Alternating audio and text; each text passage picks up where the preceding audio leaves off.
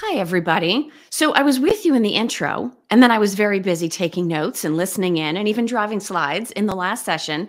But now I get to be back with you on stage for the last two of today's sessions. Now, in this session, I'm joined by Daniel Dorr, VP of Marketing from Supplier IO. And we're going to take on not just supplier diversity, but also some broader ESG trends. So, hi, Daniel. Thank you so much for being with me today. Thank you. Very excited to be here with you and all the folks online with us. And I'll acknowledge, we actually learned as we were waiting for the session to start, Daniel doesn't just talk the talk when it comes to ESG. He's also walking it. He's in a motion activated energy saving room. So if at some point we see Daniel's square dim a little bit, we're just saving a little bit of energy, but it's on theme, right? No worries. If need be, we'll do the arm flail to make the lights come back on. Now, Daniel, as we chat here in November, it's very popular right now to do sort of predictions for the coming year, but I want to do the reverse.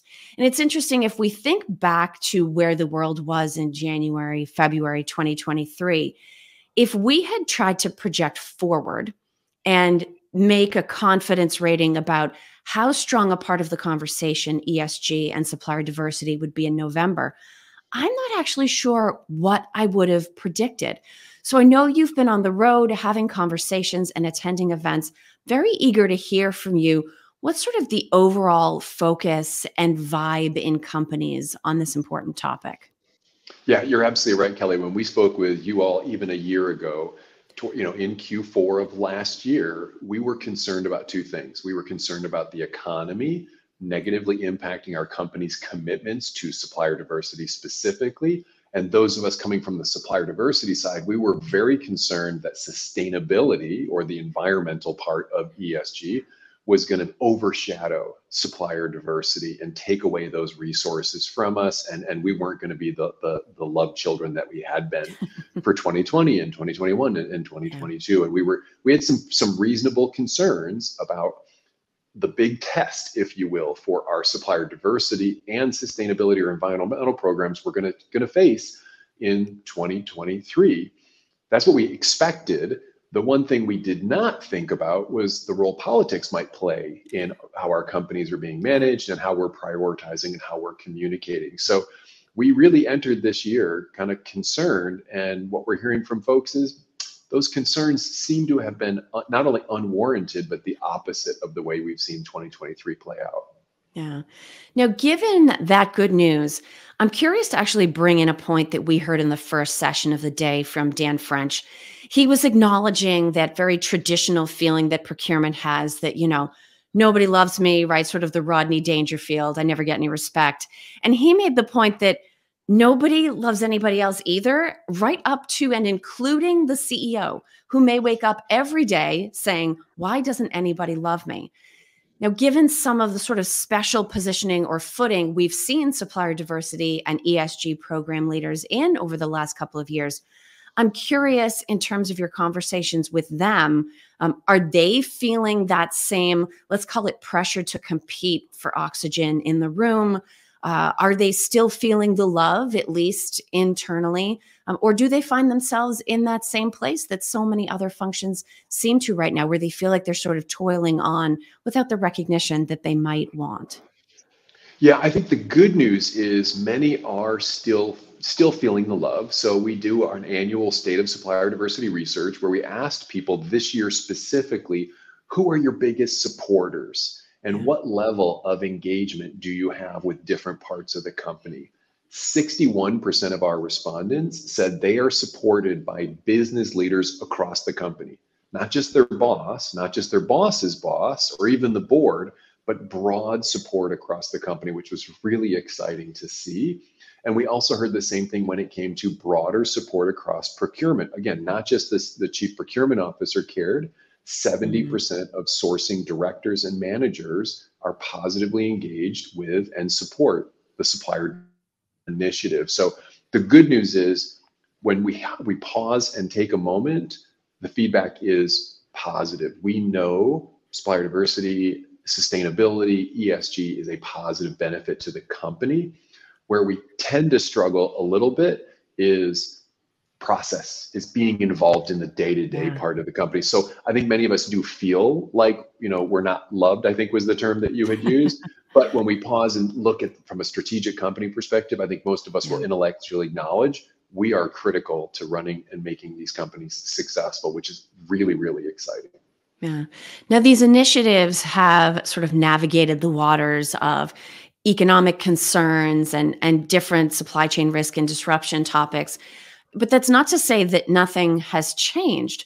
And one of the interesting things that you did learn from the State of Supplier Diversity Report and that you had discussed with us in a recent AOP Live session is that unlike in the past, or let's just say the last couple of years, where a lot of these initiatives were run separately or run parallel to other procurement-led work, they're being somewhat more absorbed into other ongoing efforts.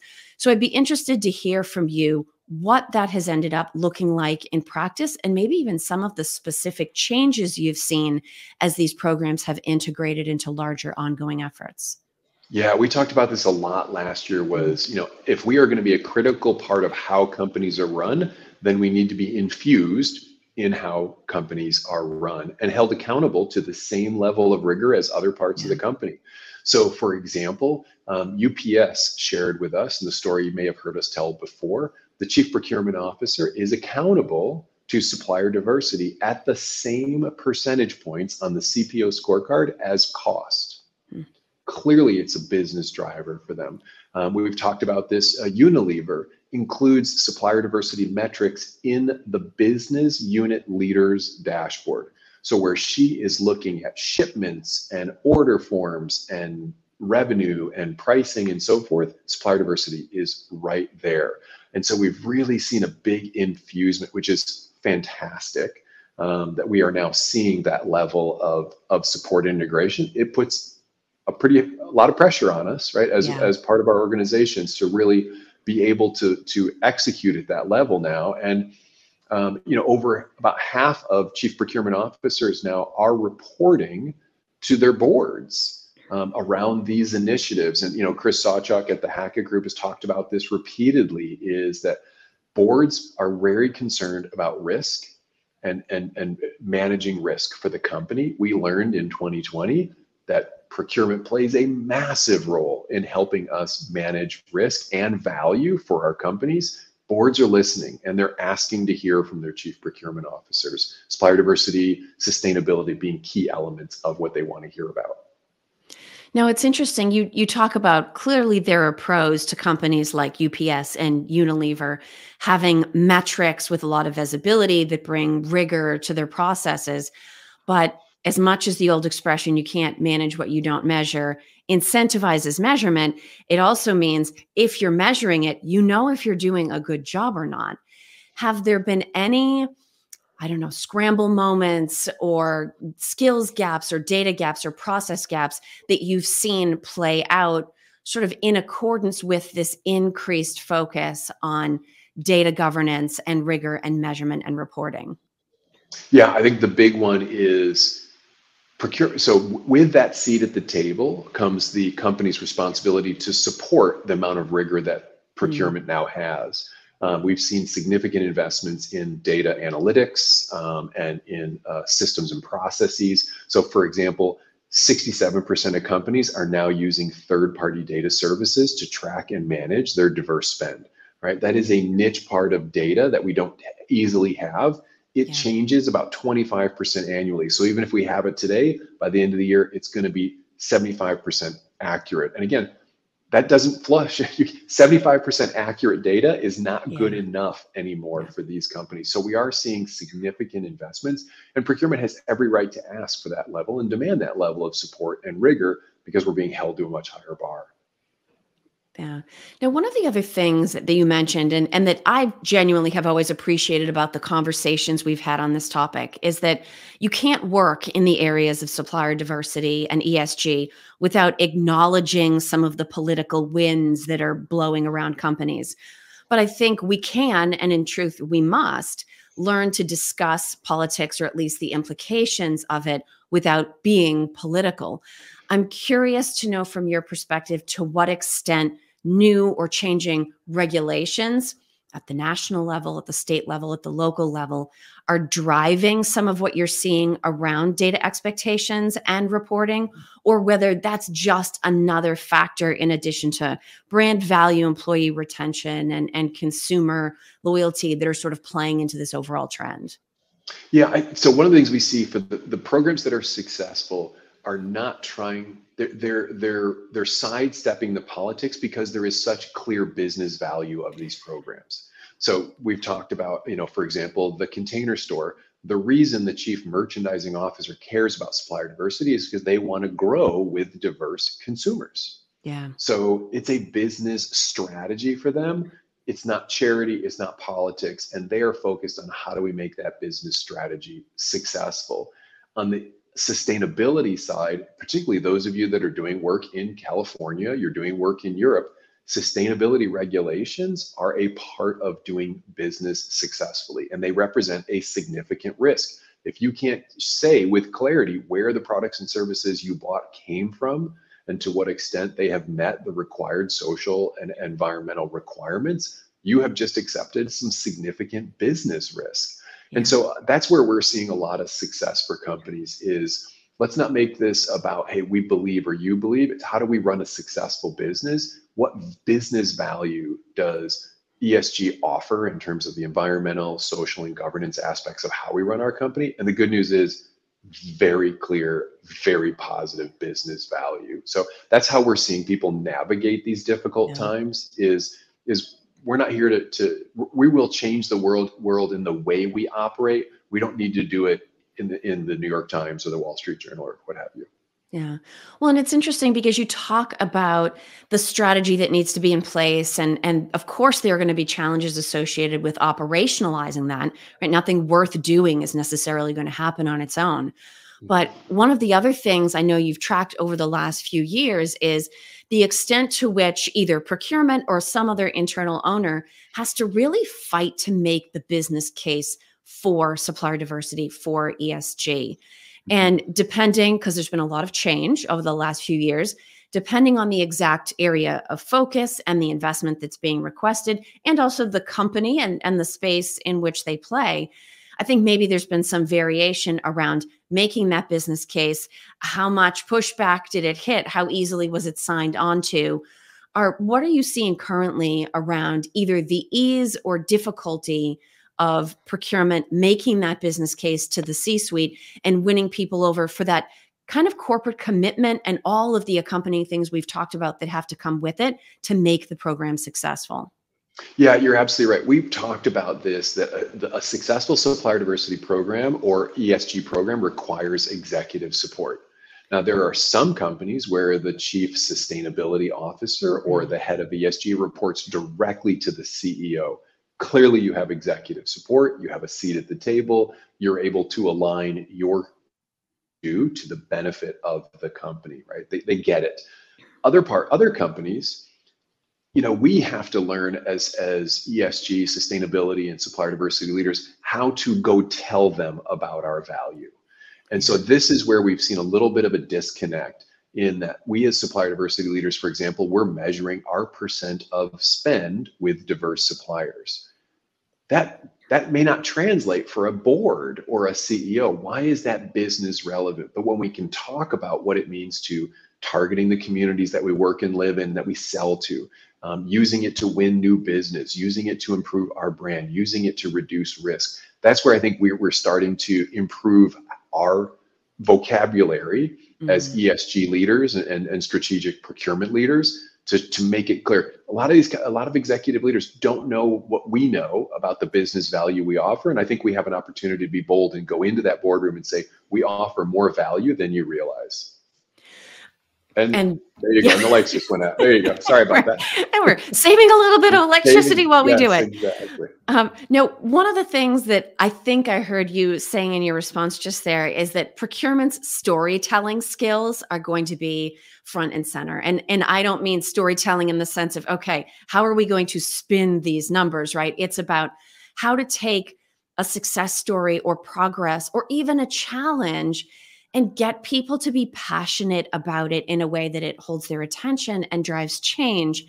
I think that's actually an area where some of what we need to achieve within supplier diversity, within ESG, has the potential to transform and improve how we do work in other parts of the business, whether it's about risk, whether it's about sourcing local, whether it's simply just about winning over internal decision makers and stakeholders to a new way of meeting demand.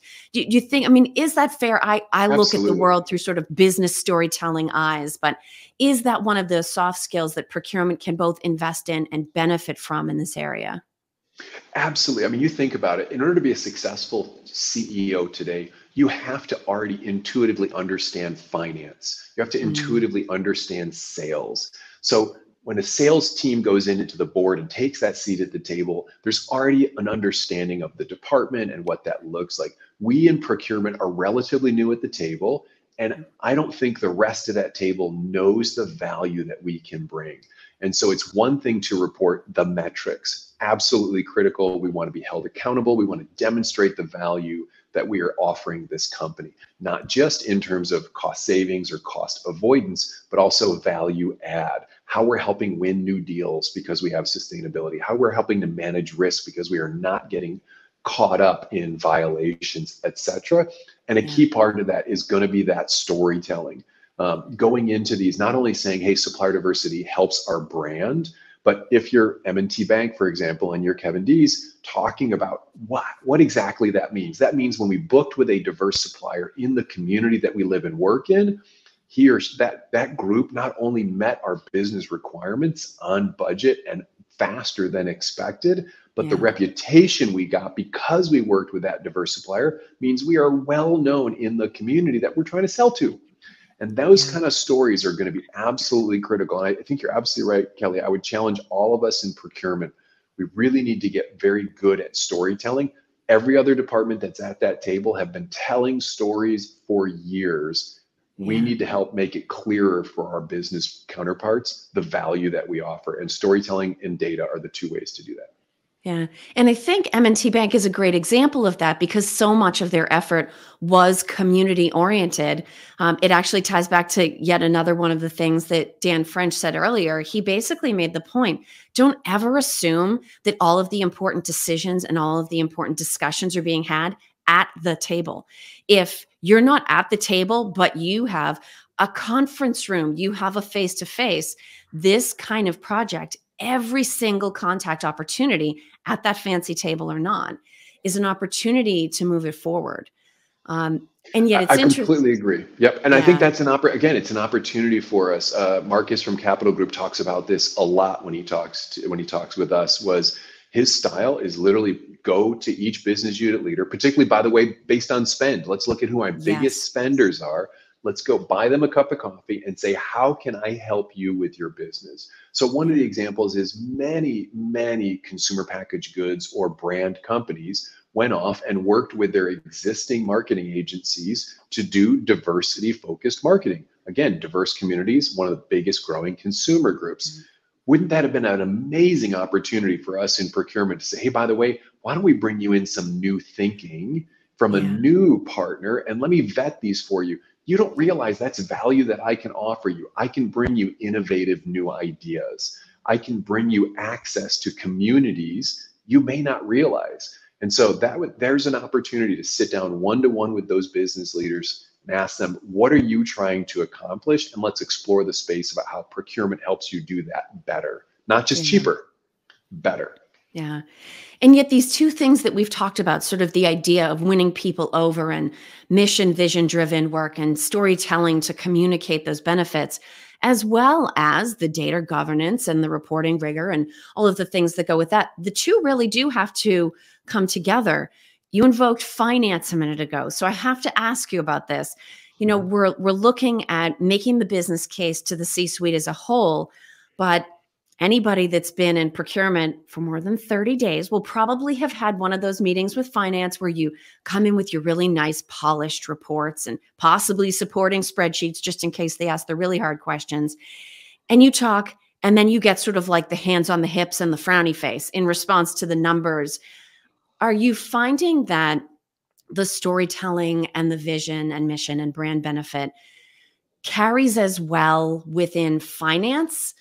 Or is that maybe one of those areas where we have to be a little bit more buttoned up on the numbers and the impact and the reporting in order to take the CFO on the same journey that it might be easier to take the CEO and the COO on with sort of a passionate community or consumer facing story? Yeah. So one thing I think we have to remember for our finance counterparts, for example, is dollars are being spent and allocated based Yeah. on this information. So now, almost 100 years ago, when we as a business community agreed that we were making decisions based on financial information, we got very clear on how to report financial information, right? And we had standards built in to say, this is how we're all going to agree. We're going to allocate funds, and we're going to talk about what is profit, what is not profit, et cetera. That's what finance needs from us, is that level of clarity to say, hey, this is how we came to these numbers.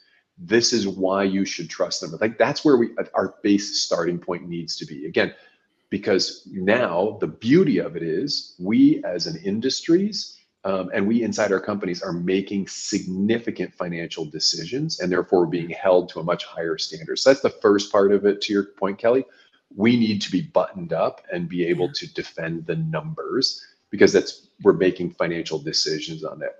In addition to that, once we've done that, though, then it is an opportunity. Finance has the same concerns, not only cost avoidance and savings, but risk, right? Finance is concerned about risk. Supplier diversity is a great opportunity here, right? ESG is a great opportunity. There is significant risk to failing to meet some of these standards now for sustainability.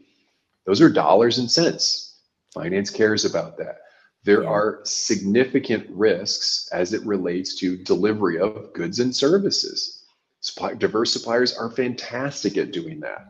And so I think these are opportunities when we understand their language. I think we can show up in terms of how we support what they need, which is help them make better financial decisions based on the information that we can provide them.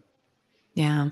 Now, when you talk about not only risk, but also dollars and cents, we've sort of done broad brush on the E part of ESG, thinking about those sustainability impacts.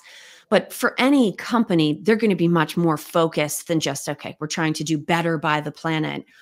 What are you hearing are some of the key areas of focus, just for the sake of procurement needing to be educated enough to go into those conversations and be a part of asking questions, even if we're not answering them, specifically within the environmental area of concern? Yeah, what we're seeing from the environmental side is one of the things we hear most is it's just good business, and it has huge cost implications for us. And so we're starting to hear more and more about that. We heard this from a manufacturing perspective about safety years ago, right? Was, hey, it's nice that we take care of our employees. Actually, that level of rigor, that level of focus has a huge positive impact on us understanding how we operate our companies and protecting our employees, which has tons of knock-on value down the road. We're seeing the same thing for sustainability, is very clear goals relative to cost savings and people leaning into it, because it's just, again, we're not waiting for the regulations. The regulations help give us clarity as to what we're defining, but most of the companies that we talk to are saying, it's just good business. We're just going to lean into this. Yeah. Now, as that definition falls into place, are there any specific areas of data where you're seeing a lot of attention, whether it's specifically direct emissions or whether it's something around scope 3? Are there any specific data needs that you're seeing procurement teams run into and saying, okay, now that this is a much higher area of priority, we need to be able to say the following about our spend and our suppliers? The number one thing we're hearing is we just need better visibility into our supply chain. I mean, that's certainly the lesson we've learned over the last few years, is we need much better clarity, not just on cost, not just on terms, but who these people are, how they run their business, because it affects us as an organization. So barring a specific number, Kelly, it really is about that visibility and appreciating how important that is. From there, when we talk about how do I get that visibility, there's basic assessments. I want to know where we're at. And then many of us are doing quick surveys to sort of assess, okay, where let me get a little bit more information, Yeah. for example. After that, the two biggest areas we're seeing a bit of divergence. One is purely on spend, right? Who are my biggest spenders? And therefore, how much risk do I have? And then going getting more data on them, right? Sort of a spend-based approach. And then to your point, there are some companies who have gone very big on net zero initiatives and reducing greenhouse gas emissions. Again, helps them from a cost perspective, also good for the environment, also good for the consumers that buy their products. And so we're seeing on the other side of that, organizations using greenhouse gas, scope 3 emissions, particularly as it relates to that category 1 products and services, Yeah. as a way to assess, all right, that's going to be the bellwether for us for how we're going to get to a science-based target for reducing greenhouse gas emissions. And I think that's a great point, because for all of our talk about getting more visibility and getting a better sense of where we are today and having numbers that will stand up to even finance's expectations, the real goal is around improvement. And so how we benchmark and how we set new goals for ourselves becomes a key part of these initiatives, not only not fading, but actually managing to grow and achieve their full potential. In addition to the state of supplier diversity, I also know you've done a lot of research around benchmarking.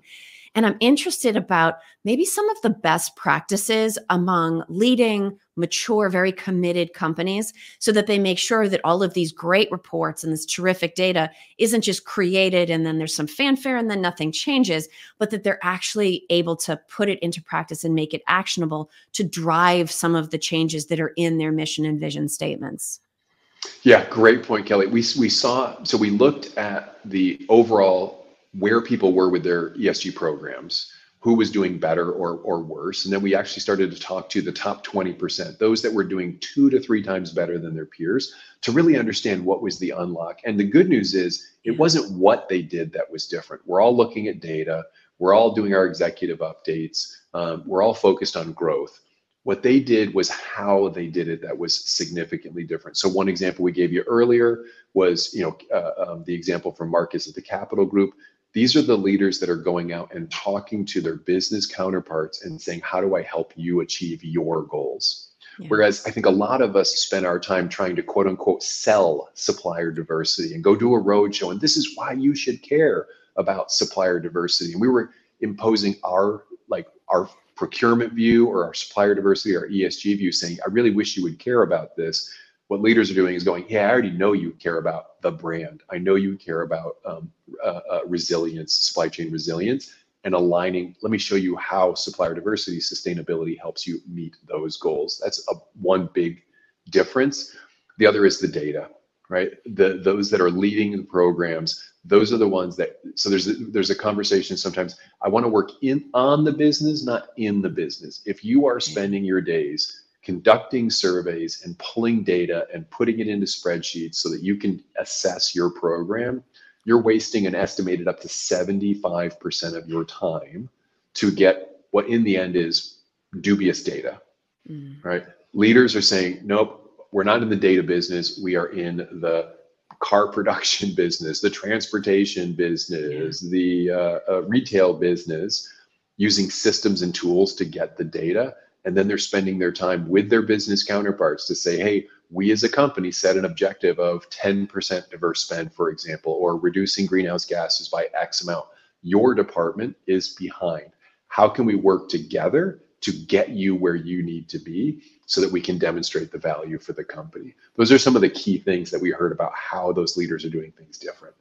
Yeah. And if I sort of pull together, because I know we've covered a lot of ground, I think part of what I hear from this conversation is sort of a two-way benefit for procurement. One is that, yes, if we're going to make diversity and sustainability part of our business practices, those processes need to be fully integrated with the work that we're doing. But at the same time, there's a return benefit. Things like storytelling and yet having a solid data underpinning, right? Being able to win people over by saying to them, no, you need to, this is part of a business outcome that procurement can help drive, not, oh, please help us with this thing that we really care about, but that you may or may not be interested in. I think there's sort of a powerful skills and knowledge exchange in both directions. And hopefully it sets us up to be in a very strong place as we do turn the page on the calendar and move forward to 2024. Yeah, I agree, Kelly. If you are, so some of you are already, at a seat at the table, telling business stories, using verified data to help demonstrate business value. And for you, it is really about how do we help you accelerate that conversation? How do we infuse you even more in the business? Because obviously there's more opportunity. But some of you, my message is be bold. The company may not realize how much value you can truly offer, and they may have pigeonholed some of us in procurement into the cost and risk areas. You have so much more to offer. Be bold, go tell those stories, go share that data, give them examples, because that's what your board cares about, right? And they may not be coming to ask you, but you have a huge opportunity to go demonstrate that value. We have plenty of data on our side, right, to demonstrate the value, and they are open to that decision because they've all gone through the last 3 years. They know how important this area is. They just may not know how to ask you the questions. And so I would encourage you, be bold and get out there and talk to your boards and your CEOs to demonstrate the business value you can have. Well, Daniel, I can't think of a better call to action to end this session with. So I want to thank you, first of all, for being with me to share your expertise. I always enjoy these conversations. Thank you to everybody who joined us live or who is listening in later on demand. We're going to take a quick, almost 5-minute break. I'm going to virtually run down the hallway to the final session of the day, where we'll be wrapping up the conversation with Dennis Wolowicki, talking about that nasty problem of supply chain risk. So thanks, everybody. We'll see you in just a few minutes.